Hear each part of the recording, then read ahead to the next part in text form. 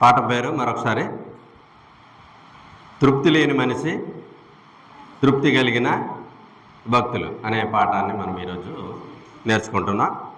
ఒకసారి సామెతల గ్రంథము 30 అధ్యాయము 15-16 వచనాలను మనం చదువుకుందాం. చదివి వినిపించొద్దు. జలములకు ఇమ్ము ఇమ్ము అను కూతురులిద్దరు కలరు, తృప్తి పడనవి 3 కలవు, చాలును అని పలుకునవి 4 కలవు అన్నాడు. అవేమనగా పాతాళము, కనని గర్భము, నీరు సాలునని భూమి. ఇక్కడ 3 మనకి కనిపిస్తున్నాయి. సాలునని అగ్ని. ఇక్కడ 4 దేవుడు మనకు చూపిస్తున్నాడు. ఒకటేంటి? పాతాళం. రెండవది కనని గర్భము. 3 నీరు. 4వది అగ్ని. ఈ 4 ఏం లేవని చెప్పాడు దేవుడు. ఈ 4 ఏం లేవు? తృప్తి లేదు. మనుషులకే తృప్తి లేదని మనం అనుకుంటాం, అంతే కదా? మనం ఎంత సంపాదించుకున్నా, మన ఎన్ని ఆశ్చర్యాలతో మనం ఒకవేళ మనం బ్రతికినా, మనకి ఎన్ని ఆస్తులున్నా అంతస్తులున్నా, మనిషి ఇక్కడితో చాలని ఎప్పుడూ అనుకోడు, ఇంకా కావాలని అనుకుంటాడు. మనుషులే కాకుండా ప్రకృతిలో కొన్ని వస్తువుల్ని దేవుడు మనకి ఇక్కడ చూపించాడు. ఒకటేంటి? పాతాళం. పాతాళానికి ఎంతమంది జనాభా చనిపోయిన వాళ్ళు వెళ్ళినా ఏమంటుందట అది? మరొద్దు, నేను నిండిపోయాను కనుక ఇక్కడ ఖాళీ స్థలం లేదు, ఇక్కడ స్థలం లేదు, మీరు రావడానికి వీలు లేదని తిరిగి మనకి చెప్పడం లేదంట.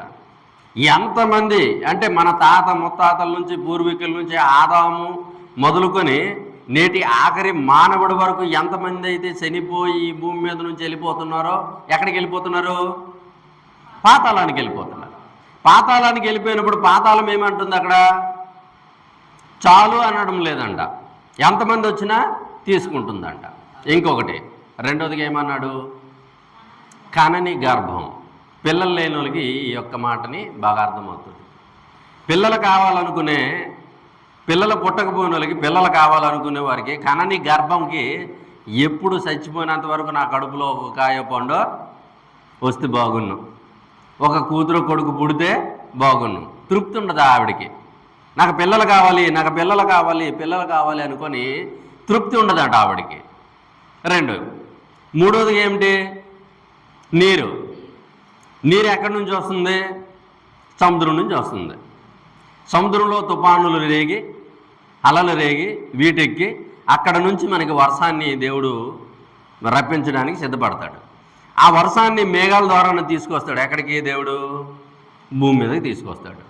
భూమి మీద తడిపిన తర్వాత, ఈ వర్షం పడిన తర్వాత, ఈ వర్షంతో నిండిపోయాను కదా, నాకు నీళ్ళు చాలు అని అందట భూమి. ఎంత నీరు ఇచ్చినా తృప్తి లేదంట, నీరు కావాలనే అడుగుతుంటుందంట. ఇంకొకటి అగ్ని అన్నాడు. అగ్నిలో ఎంతమంది కాల్చినా అగ్నికి తృప్తి ఉంటుంది. అడివంతా కాల్చేసినా సరే ఆ అగ్నికి తృప్తి ఉండదంట. ఇక్కడ పంచభూతాలలో 4 దేవుడు మనకు చూపించాడు. 1 పాతాళం, 2 తల్లి గర్భము, 3 ఏంటి? నీరు, 4 అగ్ని. ఈ 4 ఏం లేదు? తృప్తి లేదు. ఈ 4 దగ్గర ఎవరు బ్రతుకుతున్నారు? మనుషులమైన మనమే బ్రతుకుతున్నాం, ఈ భూమి మీదనే బ్రతుకుతున్నాం మనము కూడా. కానీ మనిషికి తృప్తి ఉందా? మనిషికి తృప్తి ఉందా? లేదని మనకు అర్థమైపోతుంది. ఎందుకు లేదు మనిషికి అని అంటే, అసలు దేవుడు దేనికి ఈ భూమి మీదకి మనకు పంపించాడు? ఎందుకు మనం వచ్చాము? ఏని కోసం మనం ఇక్కడ బ్రతకడానికి వచ్చాము? ఎందుకు బ్రతకాలి? ఎవరి కోసం బ్రతకాలన్న సంగతి మనిషి మర్చిపోయాడు కనుక తృప్తి లేకుండా మనిషి ఈ భూమి మీద బ్రతికినట్టు మనకు అనిపిస్తుంది. ఇంకా మనం చూడగలిగితే బైబిల్ గ్రంథంలోనే అదే సామెతల గ్రంథం 27వ అధ్యాయము 20వ వచనాన్ని చూడండి. పాతాళం ఏమంటుంది అక్కడ? పాతాళమునకు అనగా పాతాళ కోపమునకు తృప్తి లేదు అనేసి ఇక్కడ రాయబడ్డది.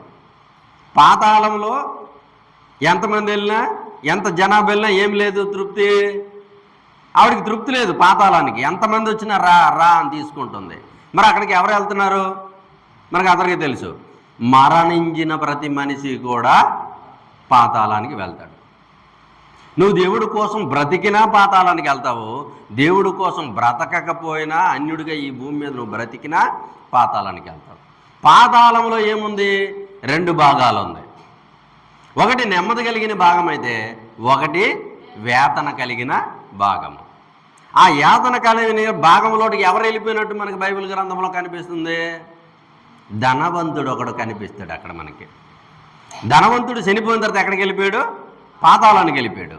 అదే కాలంలో తనతో బ్రతికిన ఒక దరిద్రుడు కూడా చనిపోయి అక్కడికి వెళ్ళిపోతాడు. లాజర్ అనే ఒక భక్తుడు. ఈ భూమి మీద ఎలా బ్రతికాడు అతను? లాజర్ అనే వ్యక్తి ఆ ధనవంతుడి యొక్క బల్ల మీద నుంచి కిందకి పడే రొట్టె ముక్కలు దొరికితే నా కడుపు నింపుకుంటాను, తృప్తి కలిగి బ్రతుకుతాను అనుకుని బ్రతుకుతుంటాడండి ఆయన. కానీ ధనవంతుడు తెల్లని వస్త్రములు ధరించుకొని, నార వస్త్రములు ధరించుకొని, ఉంగరాలు ధరించుకొని, మరి మందు కొట్టుకొని, మందు తాక్కొని ఇష్టానుసారంగా ఈ భూమి మీద బ్రతికినా ఆడికి తృప్తి లేదు. ఒకరోజు ఇద్దరు మరణించిన తర్వాత అక్కడికి వెళ్తాడు. పాతాళంలో వెళ్తాప్పటికి ఆయన వేతనకరమైన చోట్లు ఉన్నాడు, ఈయన నెమ్మది కలిగిన చోట్లు ఉన్నట్టు మనకు అనిపిస్తుంది. అంటే పాతాళానికి తృప్తి లేదా? తృప్తి లేదు అన్నట్టు మనకు అర్థమైపోతుంది. ఇంకా చూడగలిగితే, ఇంకా చూడండి, హబక్కూకు గ్రంథము 2వ అధ్యాయము, హబక్కూకు గ్రంథము 2వ అధ్యాయము 5వ వచనాన్ని ఒకసారి చదువుకుందాం. 2వ అధ్యాయము 5వ వచనం ఏముంది అక్కడ చూడండి. 2వ అధ్యాయము 5వ వచనం. మరియు ద్రాక్షరసము మోసకరము, తనను బట్టి అతిశయించువాడు నిలవడు, అట్టివాడు పాతాళమంత విశాలముగా ఆశ పెట్టును, మరణమంతా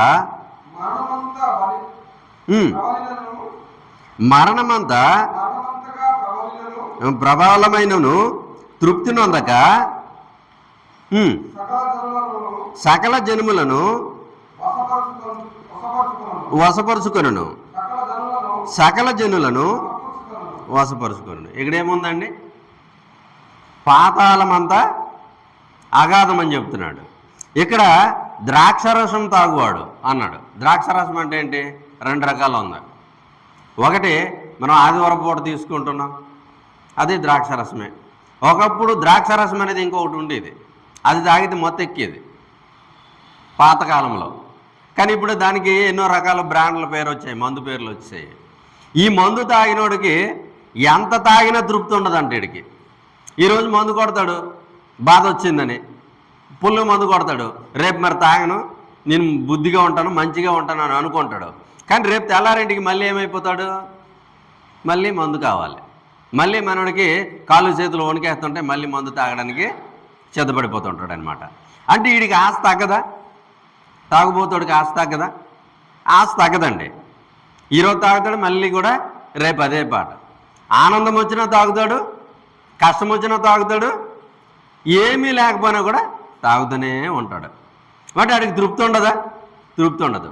ఈ తాగినోడుకును పాతాళములోటికి వెళ్ళిపోయిన పాతాళానికి తృప్తి లేదు. ఈ రెండింటిని జోడించి దేవుడు మనకు తెలియజేస్తున్నాడు. పాతాళానికి తృప్తి లేదన్నాడు.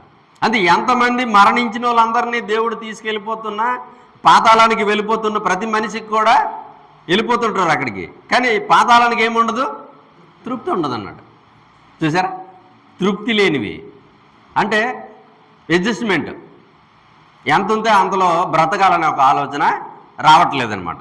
ఇంకా మనం చూడండి, ప్రసంగి గ్రంథం తీయండి ఒకసారి. ప్రసంగి గ్రంథం 1వ అధ్యాయము 8వ వచనం.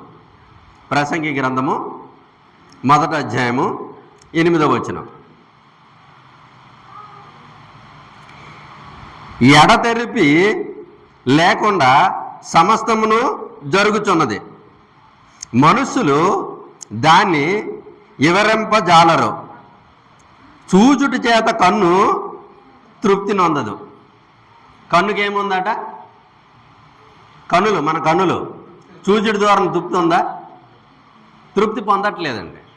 ఈ కన్నులకి ఇది ఒక మనకి దాని గురించి తెలియాలంటే మన లేడీస్కి బట్టల షాపుకైనా, లేకపోతే బంగారం షాపుకైనా, లేకపోతే గాజుల షాపుకైనా, ఈ దేనికైనా ఒకదానికి తీసుకొని వెళ్ళిపోతే మనకు అర్థమైపోద్ది. ఫస్ట్ వెళ్ళగాన మంచి వస్తువుల మీద పెడతారు, తర్వాత దాని మీదే దృష్టి ఉంటుందని అంటే మరొక్క 5 నిమిషాల కల్లా ఇంకో దాని మీదకి వెళ్ళిపోతారు. ఈ చీర నచ్చలే, ఇంకో చీర నచ్చింది. ఈ వడ్డానం నచ్చలే, ఈ చెవిట్లోటి బాగున్నాయి, ఈ చెవిట్లోటి కాకంటే ఇంకా ముక్కులోటి ఇంకొకటి వేరే అయితే ఇంకా బాగానే ఉంటాయి. అంటే ఈ కనులకి మాత్రము ఏముండదు? తృప్తి ఉండదు. ఎన్ని ఇచ్చినా తృప్తి ఉండదు. ఇంకొక దాని మీద మనకి ఏమైపోతుంటుంది? మనసు వెళ్ళిపోతుంటుంది అనమాట. ఈ కనులకి ఏం చేయాలి మనం ఇప్పుడు? కనులకి ఏం చేయాలి? కంట్రోల్ చేయాలి. కనులు కంట్రోల్ చేసుకోలేకపోతే మన శరీరం అంతా ఏమైపోద్ది? దాని దగ్గరికి వెళ్ళిపోద్ది అనమాట. కనుక ఈ కనులకి ఏం లేదని దేవుడు చెప్తున్నాడంటే తృప్తి లేదు అని దేవుడు మనకి తెలియజేసినట్టు ఇక్కడ కనిపిస్తుంది. ఇంకా చూడగలిగితే అక్కడే ఈ వినుట చేత చెవికి తృప్తి కలగడం లేదు. చెవులకి కూడా తృప్తి ఉందండి? చెవులకి తృప్తి ఉందా? ఈరోజు మంచి సీరియల్ టైం అనుకుంటాను. సీరియల్ చూస్తారా? చూస్తారు. సీరియల్లో రేపేం జరిగిపోతుందో ఈరోజు మనం ఇక్కడికి వచ్చేస్తే అక్కడ ఏం జరుగుతుందో మనకు తెలియదు. అవి విన్ని దాకా మనకేముండదు? తృప్తి ఉండదు. చూసారా? తృప్తి ఉండదు మనకి. లేకపోతే మన గురించి ఎవరైనా ఏవైనా మాట్లాడుకుంటారు అనుకో, అది తెలిసినంత వరకు మన చెవులకి తృప్తి ఉండదు. అది తెలుసుకోవాలి. వాళ్ళు ఎందుకు ఏమి అంటున్నారు, మన మీద ఏం మాట్లాడుతున్నారు, అవన్నీ కూడా మనకు తెలిసిపోవాలి. తెలియకపోతే ఈ చెవులకి మనకి మాత్రము తృప్తి ఉండదు. కనులకు తృప్తి ఉండదు, చెవులకు కూడా తృప్తి ఉండదు. ప్రసంగి గ్రంథము 6:7 చూడండి. మనుషులు ప్రయాసముంది వారి నోటికే కదా, అయినను వారి మనసు సంతృప్తిని ఉండదు. ఇక్కడ దేని గురించి చెప్పాడండి? నోటి గురించి చెప్పాడు. ఒకటి కనుల గురించి తెలుసుకున్నాం, రెండవది చెవుల గురించి తెలుసుకున్నాం, మూడవదిగా నోరు అదుపులో ఉంచుకోవాలి. చాలా జాగ్రత్త. ఈ నోటికి వచ్చిన మాటలు మనం వాడిస్తే నోటికి దెబ్బ తగలదు. దేనికి తగులుతుంది? బీపు మీద పడిపోద్ది. నోరు వాగింది, బీపు కాసిపోద్ది. కనుక చాలా జాగ్రత్తగా ఈ నోటిని కూడా చేసుకోవాలి. ఈ భూమి మీద ప్రతి మనిషి ఎందుకు కష్టపడుతున్నాడు? తెల్లవారు లేచిన నుంచి రాత్రి పడుకున్నంత వరకు ఎందుకు కష్టపడుతున్నాడు మనిషి? తిండికే కదా. కోటి ఉజ్జులు కూటి కోసమే. పోనీ ఇన్ని తింటుంది కదా, ఈ నోరు తృప్తి పొందుతుందా? తృప్తి ఉందా నోటికి? ఈరోజు బిర్యానీ తిన్నాం, రేపు మళ్ళీ బిర్యానీ కావాలంటది. అంతేనా? ఈరోజు చికెన్ తిన్నాం, రేపు కూడా చికెన్ కావాలని అడుగుతుంటుంది. అంటే ఈ నోటికి కూడా తృప్తి లేదా? తృప్తి లేదండి.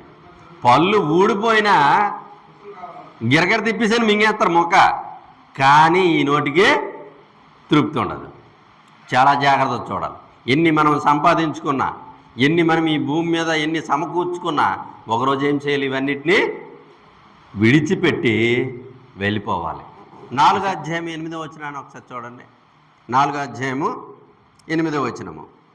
ఒకసారి చదవండి. 4:8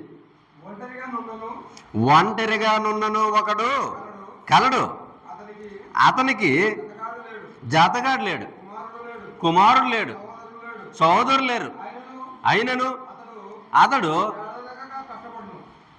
ఏం చేస్తున్నాడు? అతను ఏడా తెగక కష్టపడిపోతున్నాడట.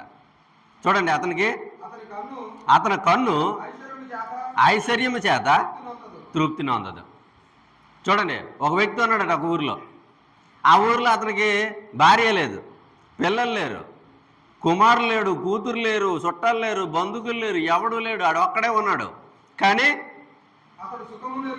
అతను అసలు సుఖం పడాలని ఆలోచన లేదు. సంపాదన సంపాదన సంపాదన సంపాదన సంపాదించాలి. భూమి మీద ఈ 24 గంటలు కష్టపడిపోతున్నాడు.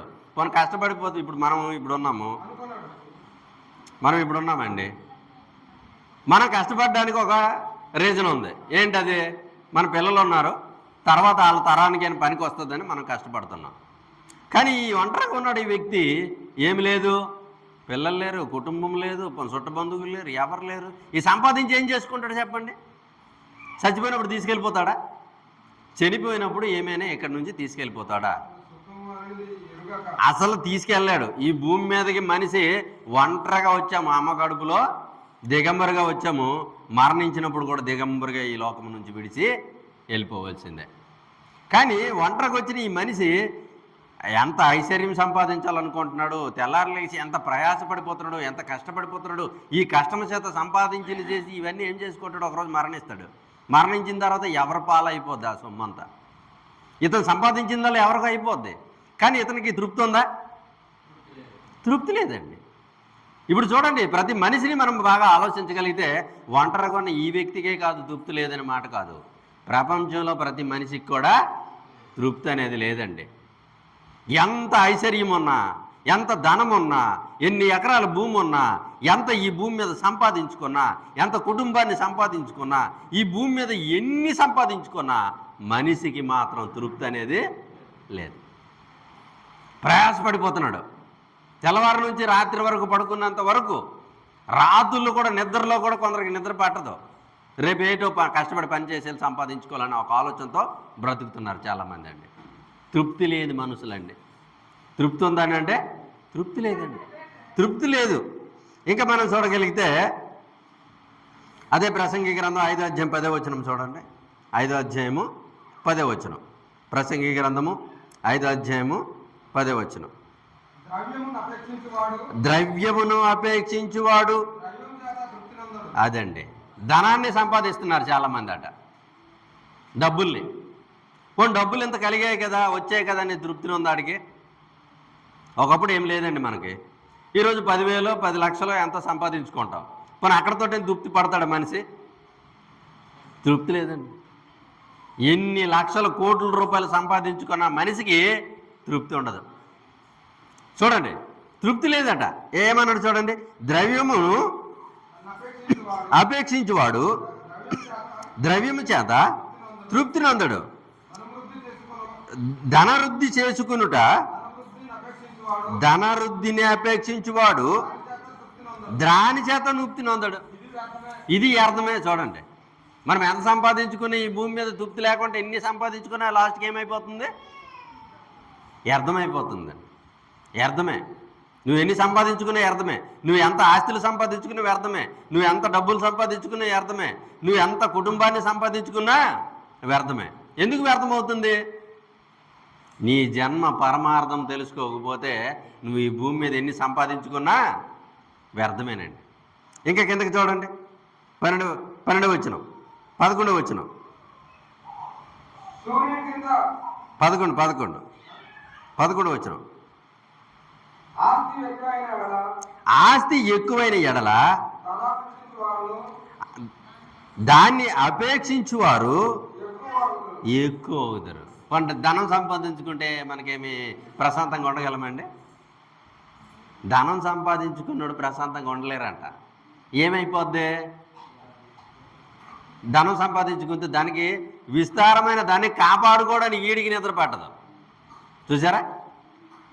ఎవరు దొంగలు వచ్చి తీసుకెళ్ళిపోతారో, ఎవరు వచ్చి నన్ను పొడి చేసి ఇది తీసుకెళ్ళిపోతారో రాత్రి పొగులు నిద్ర పట్టరండి, ధనం ఎక్కువ వచ్చినా సరే. ఇంకా కిందకి ఏమంటాడు చూడండి, కనులార చూచుటయ్యే కానీ కనులార చూడటమే తప్ప ఆస్తి ద్వారా అతనికి ఏదైనా మేలు ఉందనంటే మేలేట్లేదటండి. ఇంకా 12వ వచనంలో చూడండి, 12వ వచనము,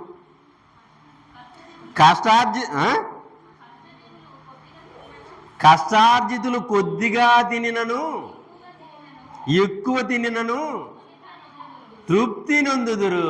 పేదోడంట తెల్లవారు లెగిసి కష్టపడి కూలికెళ్ళి 500 కూలి తెచ్చి 200-300 ఖర్చు పెడతాడు.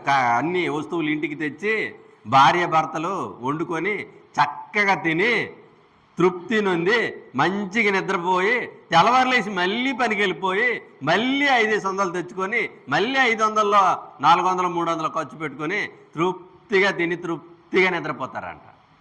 ఎవరికి తృప్తి ఉంది ఇప్పుడు చెప్పండి? ధనవంతులకు తృప్తి ఉందా? పేదోడికి తృప్తి ఉందా? పేదోడికే తృప్తి అండి. హాయిగా వెళ్తాడు, కష్టపడతాడు, రాత్రికి హాయిగా ప్రశాంతంగా తలుపులన్నీ తీసి పడుకుంటాడండి. ఆడికేం ప్రాబ్లం పెట్టలేదు. ఎందుకంటే ఏ బీరువా తీసినా ఏముండదు, ఒక నెక్లెస్ ఉండదు, ఒక తాడు ఉండదు, చెవుట్లోటు ఉండవు, ఒకవేళ ఉన్ని ఏముంటాయి, అన్నీ బంగారం కలరే. కానీ ఏ బంగారము? గిల్టీ బంగారమే. తీసుకుంటూ తీసుకోపోని ఏం ప్రాబ్లం లేదు. ప్రశాంతంగా తలుపులు తీసి పడుకోవచ్చండి. ఆడికి బెంగ ఉండదు. ఎవరొచ్చి తీసుకెళ్ళిపోతారు కదా, ఎవరొచ్చి నన్ను చంపేస్తారు కదా, ఎవరైనా నన్ను ఇబ్బంది పెడతారు కదా అనేది అతనికి భయం అసలు ఉండదు. కొన్ని తిన్న తర్వాత అతనికి ఏమైనా జీర్ణం అవుదని బాధ అని ఉంటుందా? ఏమీ లేదండి. చక్కగా కష్టపడి పనిచేసేవాడికి మంచిగా జీర్ణం అవుతుంది, మంచిగా ఆడి ఆరోగ్యం బాగుంటుంది. ఈ కష్టం ఎక్కువ డబ్బులు సంపాదించుకున్నోడికే జీర్ణం అవదు. అయితే ఐశ్వర్యవంతుడకు అదండి చెప్పేశాడు అక్కడ. ఆడికి ఉన్న ధనం వల్ల ఆడికి ఏమైపోతుందట? నిద్ర పట్టదు. ఎందుకు నిద్ర పట్టదు? వీడి హృదయం ఎక్కడుంది? ఇప్పుడు వీడి హృదయం ఎక్కడుంది? ధనం ఎక్కడుందో అక్కడే వీడి హృదయం ఉంది. పేదోడికి ఏముంది? ఏమిలే, చక్కగా తిన్నాడు, పడుకున్నాడు, తెల్లలేసి పనికి వెళ్ళిపోయాడు. కానీ ఈ ధనవంతుడికి ధనం ఎక్కడున్నో ఆడ హృదయం అక్కడే ఉంది. యేసుక్రీస్తు మనకు గుర్తు రావాలి. ఇక్కడ ఏమన్నాడండి? ధనవంతుడు నీ ధనం ఎక్కడుండనో నీ హృదయము అక్కడే ఉంటుందని చెప్పేశాడు. తృప్తిని ఉండదు, ఆడికి తృప్తి ఉండదు భూమి మీద ఆడికి. కనుక ఈ భూమి మీద డబ్బులు సంపాదించుకోవాలనుకున్నా, ఆస్తులు సంపాదించుకోవాలనుకున్నా, ఈ భూమి మీద ఎన్నో ఎకరాలు మనము సంపాదించుకున్నా, ఏమి సంపాదించుకున్నా ఒకరోజు ఇదన్నీ ఈడిచి వెళ్ళిపోతాం. కనుక వీటి ద్వారా తృప్తి పొందుతాం అనుకుంటే ఖచ్చితంగా అది మనకి కరెక్ట్ కాదు. తృప్తి లేదు. డబ్బున్నోడికి ఎంత డబ్బు వచ్చినా వాడికి తృప్తి ఉండదు. తిన్నోడికి ఎంత తింటున్నాడికి తృప్తి ఉండదు. తాగినోడికి ఎంత తాగినాడికి తృప్తి ఉండదు. చూసారా? మరి తృప్తి ఎక్కడ వస్తుంది? మరి తృప్తి ఎలాగ వస్తుందండి? ఈ వచనాలన్నీ మనం చూస్తే ఇప్పుడు తృప్తి లేనట్టే కనిపిస్తుంది. అది మరి ధనాన్ని సంపాదించుకోకూడదా? ఈ భూమి మీద ఆస్తులను సంపాదించుకోకూడదా? దేవుడు ఇచ్చిన దాంతో నువ్వు తృప్తిగా ఉండు. అరెకర ఇచ్చాడో, ఎకర ఇచ్చాడో, ఒక ఇల్లు ఇచ్చాడో, లేకపోతే ఒక ప్లాట్ ఇచ్చాడో, ఏది ఇస్తే దాంతో నువ్వు తృప్తి నుండు. పక్కోడికి భూమిని చూసి, లేదా పక్కోడు నాకంటే ఎంతగానో చక్కగా బ్రతికేస్తున్నాడు, ఆడికంటే నేను బ్రతకాలనుకోవడం తప్పు. నీకు దేవుడు ఎంత ఇచ్చాడో దాంతో నువ్వు తృప్తి పడు. అర్థమవుతుందా? మరి తృప్తి ఎలా కలుగుతుంది మనిషికి? ఈ ప్రపంచంలో ఉన్న మనిషికి ఎవరికి తృప్తి లేదు. ఎన్ని సంపాదించుకున్నా తృప్తి లేదు, ఎన్ని తెచ్చుకున్నా ఈ భూమి మీదకి వచ్చిన ప్రతి మనిషికి కూడా తృప్తి లేదు. మరి తృప్తిని పొందాలంటే ఏం చేయాలి? తృప్తి ఎలాగొస్తుంది? ఒకసారి కొత్త నిబంధనలో మనం చూద్దాం. ఇప్పుడు తృప్తి లేని వారిని ఇటీవల తృప్తి లేదని మనం ఇంతవరకు చూసాం. మరి తృప్తి ఎలాగొస్తుంది అనేది మరొక వచనాన్ని మనం చూద్దాం. హెబ్రీయులకు రాసిన పత్రిక 13వ అధ్యాయము 5వ వచనాన్ని చూడండి. 13వ అధ్యాయము 5వ వచనం. 13:5 ధనాపేక్ష లేని వారై మీకు కలిగిన వాటితో తృప్తి పొంది ఉండుడి. ఎవరికి చెప్పాడు దేవుడి మాట? ఎవరికి చెప్పాడు? ఈ ప్రపంచం మీదకి వచ్చిన ప్రపంచ మానవాళ్ళందరికీ ఇది చెబుతున్నాడు దేవుడు. ఏమి కలిగి ఉండాలంటే ఈ భూమి మీదకి వచ్చిన మీరందరూ చెప్తున్నాడు, చాలా చక్కగా చెప్తున్నాడు అనమాట. ధనాపేక్ష లేని వారై మీకు కలిగిన వాటితో మీరు తృప్తిపడి ఉండండి అని దేవుడు చెప్పాడండి. ఎవరికో ఎక్కువ ఆస్తి ఉంది, నువ్వు రాత్రి పొగులు ప్రయాసపడిపోయినంత మాత్రాన అతనికున్న ఆస్తి మనకు వచ్చేస్తుందా? రాదు. మనకి దేవుడు ఎంత ఇస్తే దాంతో మనం తృప్తి కలిగి ఉండాలి తప్ప లేని దాని మీద మనం బ్రోకలాట కొత్తగా చేసుకోకూడదండి. మా ఒకవేళ ప్రయాసపడినా అది దొరకదు. అదే చెప్తున్నాడు ఇక్కడ. ఏమని? ధనాపేక్ష లేని వారే మీరు మీకు కలిగిన వాటితో తృప్తి నొందుడి దేవుడు. నీకు ఉన్న వాటితో నువ్వు తృప్తిగా బ్రతుకని చెప్తున్నాడు. కానీ మనిషికి ఏంటో కానీ ఆడికి ఉన్నది ఆడి గురించి చూసుకోడు, మనకున్న దానిలో మనం చూసుకోము. పక్కోడు ఎలా బ్రతుకుతున్నాడో ఎక్కువ ఆలోచిస్తుంటాం. ఆడ ఎంత సంపాదిస్తున్నాడు, ఆడ ఏ పనికి వెళ్తున్నాడు, ఆడ ఎక్కడ ఆస్తులు కొన్నాడు, ఆడ ఎక్కడ ఎలా బ్రతుకుతున్నాడు, ఎవరితో తిరుగుతున్నాడు, ఎందుకు తిరుగుతున్నాడు, ఇవన్నీ మనకు కావాలి. మనమేం చేస్తున్నామో మనకి ఆలోచించడం లేదు. అందుకే ఇక్కడ దేవుడు ఏం చెప్తున్నాడు అంటే కొత్త నిబంధనకు వచ్చినప్పటికీ మీరు ధనాపేక్షకులు అయిపోకూడదు. ధనాపేక్ష అంటే ధనం మీద వ్యామోహం పడిపోకండి. అదొక విగ్రహంగా మారిపోద్ది మీ హృదయాల్లో. దేవుడి కంటే ప్రపంచంలో ఎక్కువ కొలబడిన దేవుడు ఎవరైనా డబ్బే. డబ్బు తర్వాతే మిగతా దేవుళ్ళకి మొక్కుతారు. ప్రతి వాళ్ళు కూడా ఫస్ట్ మొక్కుతారు ధనాన్నే, తర్వాత మిగతా దేవుళ్ళు. అంటే సమస్త కీడులకు మూలం అని చెప్పేశాడు దేవుడు. ఆ డబ్బు అనేది చాలా ప్రమాదకరమైనది, దాంతో చాలా జాగ్రత్తగా ఉండాలా. మీకు ఎంత దేవుడు ఇచ్చాడు దాంతో తృప్తి కలిగి ఉండండి అని చెప్తున్నాడు. ఇంకా మనం చూడగలిగితే తిమోతికి రాసిన మొదటి పత్రిక చూడండి. తిమోతికి రాసిన మొదటి పత్రిక 6వ అధ్యాయము 6వ వచనం. 6వ అధ్యాయము 6వ వచనం చూద్దాం. సంతృప్తి సహితమైన దైవభక్తి గొప్ప లాభ సాధనమై ఉన్నది అన్నాడండి. తృప్తి ఎక్కడ ఉందండి? పొలాల్లో ఉందా? ధనంలో ఉందా? ఈ లోకంలో వస్త్రాల వల్ల ఉందా? బంగారం వల్ల ఉందా?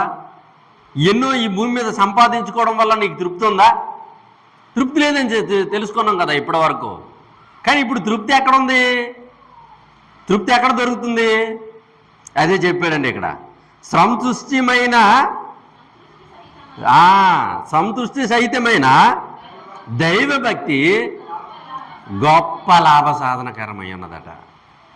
దేవుని కొరకు భక్తిగా నువ్వు బ్రతికితే నీకు తృప్తి. నువ్వు దేవునికి నమ్ముకోకుండా, దేవుడి కోసం నువ్వు బ్రతకకుండా ఈ లోకంలో నువ్వు ఎంత ప్రయాసపడినా నీకు అది లాభమేట్లేదు, లాభం లేదు. మొత్తం పోయినది. మళ్ళీ ఎలాగొచ్చావు అలాగే వెళ్ళిపోతావు నువ్వు. 6వ అధ్యాయము 8వ వచనం. కాగా అన్న వస్త్రములు గలవారమయ్యుండి ఆడితో తృప్తి పొందండి. ఏంతో తృప్తి పొందాలండి మనము? అన్నము, వస్త్రము, కట్టుకోవడానికి బట్టలు, తినడానికి తిండి దొరికించాలండి మనం, అంతేనా? కానీ అక్కడ ఎవరికి తృప్తి ఉండదు. తినడానికి తిండి దొరికిపోయి చాలు, కట్టుకోవడానికి బట్టలు కట్టుకోవడానికి ఉంటే మనిషికి సరా అండి.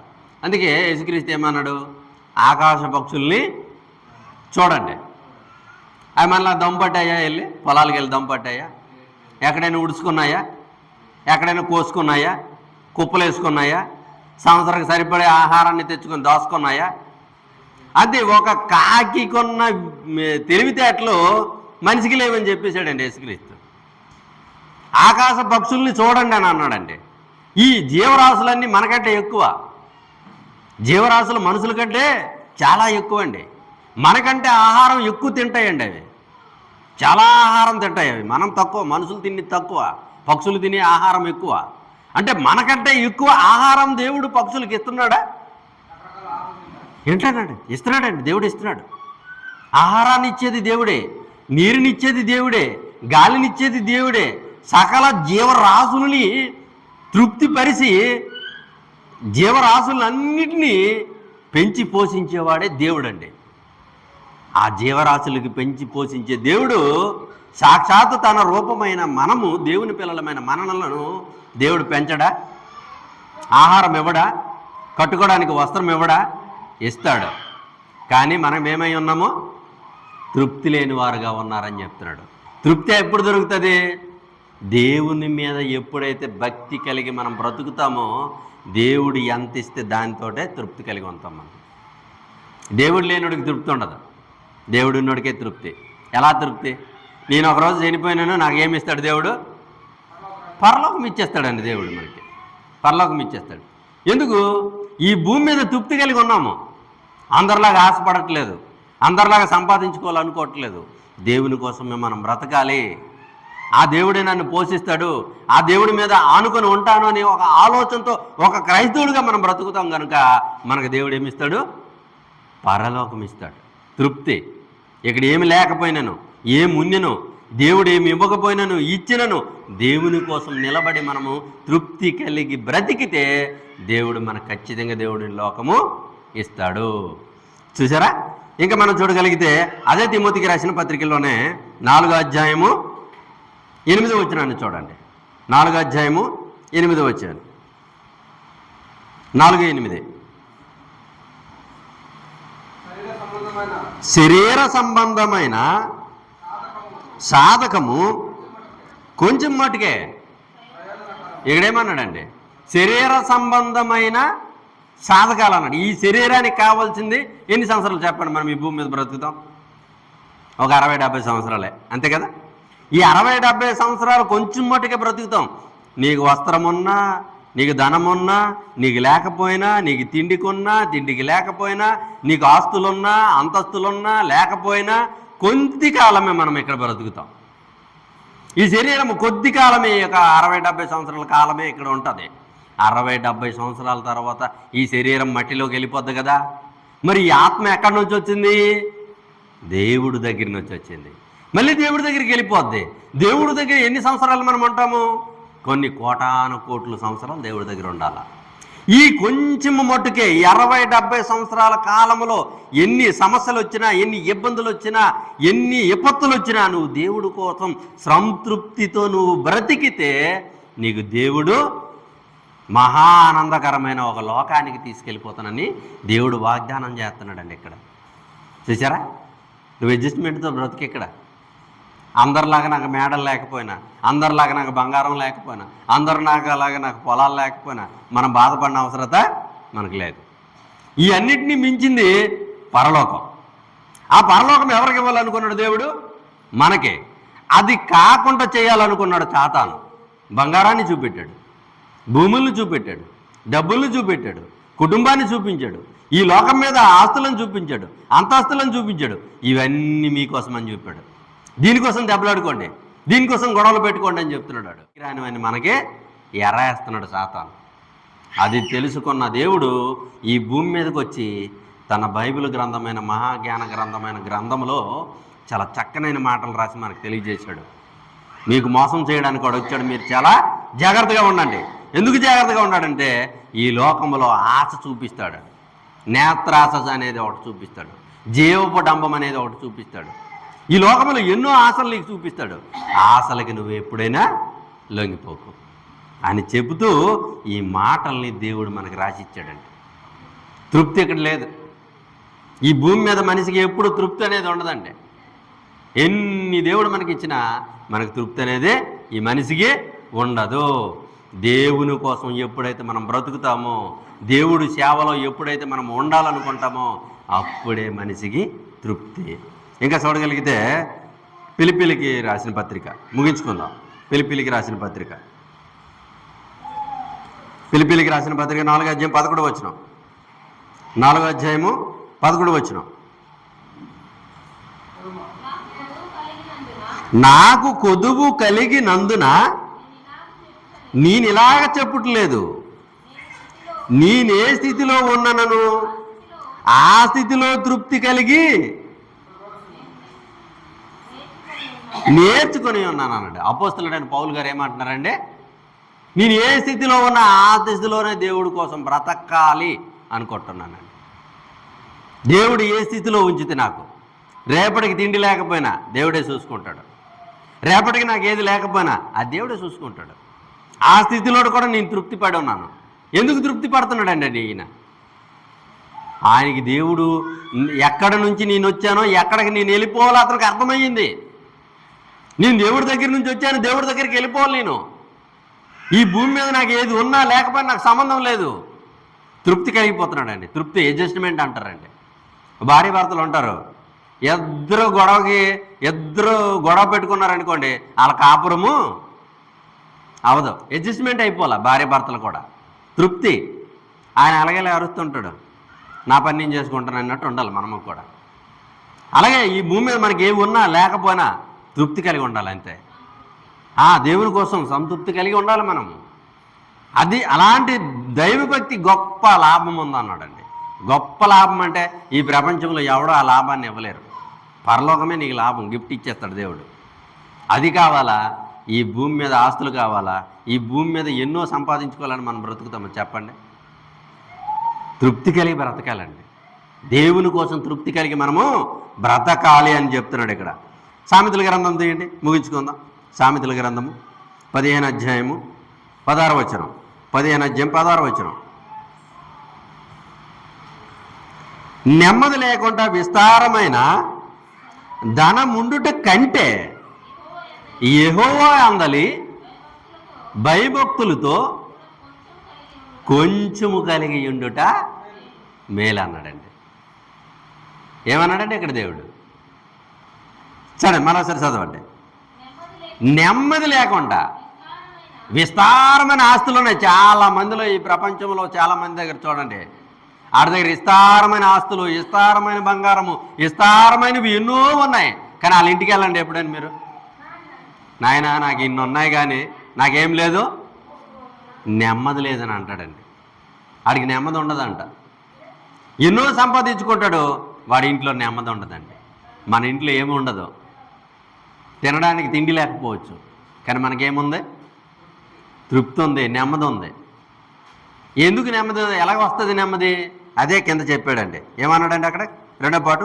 యెహోవా అందలి భయభక్తులతో కూడిన కొంచెము కలిగి ఉండుట మేలు అన్నాడండి. కొద్దిగా నీకు ఇంటి దగ్గర ఉన్ని, దేవుడు అంటే భయభక్తులతో బ్రతుకు, నీకు ఇంట్లో కొద్దిగితోటి ఉండేది సరే, నీకు అది లాభం అని చెప్పేశాడండి. దేవుని భక్తిలో, దేవుని కోసం బ్రతకడంలో తృప్తి ఉందండి. ఈ లోకం కోసం బ్రతకడంలో తృప్తి లేదు, తృప్తి లేదనేసాడండి. చివరిగా ఇంకో మాట చూసుకుందాం. లోకసువార్త 12వ అధ్యాయము, లోకసువార్త 12వ అధ్యాయము 20వ వచనం నుంచి చూడండి. లోకసువార్త 12వ అధ్యాయం 20వ వచనం నుంచి.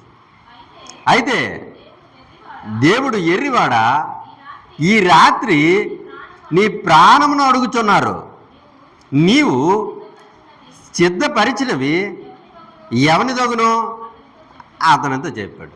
ఇక్కడ ఒక ఆయన ఉన్నాడండి, పెద్ద రైతు అనమాట. ఇతను ఎన్ని ఎకరాల పొలం ఉంది, చక్కగా ఉడిచాడు. ఉడిచిన తర్వాత మంచి పంట వచ్చింది. ఈ పంట వచ్చేసిన తర్వాత రాత్రి అందు మంచం వేసుకున్నాడు, పడుకున్నాడు. కోతకాలం అయిపోయింది, కోసేస్తాను, ఇవి ఇంటికి తెచ్చేస్తాను. ఇంటికి తెచ్చేసిన తర్వాత ఈ ధాన్యం అంతా వేయడానికి నా ఇంట్లో స్థలం చాలట్లేదు. ఏం చేస్తానంటే కొన్ని కొట్లు కడతాను. కొట్లు కట్టి ఈ ధానం పంటలు తెచ్చి దాంట్లో దాచుకుంటాను. ఈ దాచుకున్న తర్వాత కొన్ని సంవత్సరాలుగా నాకు తిండికి సరిపోద్ది కనుక ఇది తింటాను, త్రాగుతాను, చక్కగా ఉంటానని అతను అనుకున్నాడు హృదయంలో. ఈ హృదయంలో అనుకున్న మాట ఎవరి దగ్గరికి వెళ్ళిపోయింది? ఎక్కడికి వెళ్ళిపోయిందండి? పాతాళములో ఉన్న వారి దగ్గరికి వెళ్ళిపోయిందండి. అది పాతాళంలో ఎవరు ఉన్నారని మనం తెలుసుకున్నాం. మన తాత ముత్తాతలన్న అందరూ అక్కడే ఉన్నారు. ఈ తాత ముత్తాతలందరూ వీళ్ళు ఇక్కడ ఏం చేస్తున్నారో వాళ్ళు చూస్తున్నారు. మనం వాళ్ళకి చూడలేకపోవచ్చు, కానీ వాళ్ళు మనకు చూడొచ్చు. వారు ఏమంటున్నారట? ఈ రాత్రే నీ ప్రాణాన్ని తీసుకెళ్ళిపోవాలని రెడీగా ఉన్నారా కొందరు అని చెప్పాడట. ఇదేంటిది? ఎంత సంపాదించుకొని ఈ భూమి మీద పడితే నా ప్రాణాన్ని తీసుకెళ్ళిపోతే ఇవి ఎవరు అవుతాయి చెప్పండి? చనిపోయినాడు ఏమైనా మోసుకొని వెళ్ళిపోతాడు ఎక్కడి నుంచి? ఏం తీసుకెళ్ళాడు, అన్ని విడిచిపెట్టి ఉండిపోవలసిందే. గనుక ఇక్కడ అదే చెప్తున్నాడు అనమాట. నువ్వు ఎంత సంపాదించుకున్నా ఒకరోజు వదిలేస్తావు. కానీ ఇతనికి అదే ఏంటంటే, ఇంత పంట వచ్చింది కనుక నేను సంపాదించుకుంటున్నాను కనుక ప్రాణముతో తినము త్రాగము సంతోషించమని చెప్తున్నాడు. ప్రతి మనిషి ఈరోజు అదే కదండి. ప్రాణం గురించి సంపాదించుకుంటున్నారు, ప్రాణం గురించి ఈ భూమి మీద ఎన్నో సంవత్సరాలు బ్రతికేస్తాను అనుకుంటున్నాడు. రోడ్డు మీదకి ఎక్కి మళ్ళీ ఇంటికి వచ్చిందాక మనిషికి గ్యారెంటీ లేదు. ఇన్ని సంపాదించేసి ఇంట్లో ఎడుతున్నాడు, రోడ్డు మీదకి వెళ్ళి ఇంటికి వచ్చినప్పటికీ అక్కడ గ్యారెంటీ లేదు. ఏమైపోతాయో తెలియదు. కింద వచనంలో చూడండి ఏమంటున్నాడు 21లో. దేవుని ఎడల ధనవంతుడు కాక తన కొరకే సమస్తమును కూర్చుకునేవాడు అలాగనే ఉండునని అతనితో చెప్పాను. దేని గురించి సమకూర్చమన్నాడంటే ఇక్కడ? మన గురించి ఈ భూమి మీద సమకూర్చుకోకూడదంట. దేవుని కొరకు సమకూర్చకపోయిన వ్యక్తిలో అటువంటి మాటలే వస్తాయని చెప్పాడు ఇక్కడ. లోకం కోసం బ్రతికినోడి దగ్గర దేవుడి కోసం బొరకెక్క వాళ్ళకి ఎంత చెప్పినా వాడికి తృప్తి ఉండదు. ఈ లోకంలో సంపాదించుకోవాలి, ఈ లోకంలో బ్రతకాలని ఒక ఆలోచనతో ఉంటాడు తప్ప దేవుని కోసం బ్రతకాలి, దేవుని కోసమే సంపాదించాలి, నా ధనం ఇచ్చి దేవుని వాక్యాన్ని కొనుక్కోవాలి, దేవుని కోసమే నేను బ్రతకాలన్న సంగతి మనిషి తెలుసుకోడు. చూసారా, ఇక్కడ అదే చెప్తున్నాడు. తృప్తి మనిషికి ఉంటుందా? ప్రపంచంలో ప్రతి మనిషికి ఉండకపోవచ్చు, కానీ క్రీస్తును నమ్ముకున్న మనము తృప్తి కలిగి బ్రతకాలి. దేంట్లో తృప్తి కలగాలి? నీకు ఉన్నదాంతో నువ్వు తృప్తి పడి బ్రతకాలి. చూసారా ఎంత చక్కనైన మాటలు దేవుడు మనకు తెలియజేసాడు. ఈ ప్రపంచంలో ఎవరికి తృప్తి లేకపోవచ్చు. ఒక క్రీస్తును నమ్ముకున్న క్రైస్తవుడుగా నీ ఉన్నదానితో నువ్వు తృప్తిపడి దేవుని కోసము బ్రతకాలని మనకి దేవుడు తెలియజేస్తున్నాడు.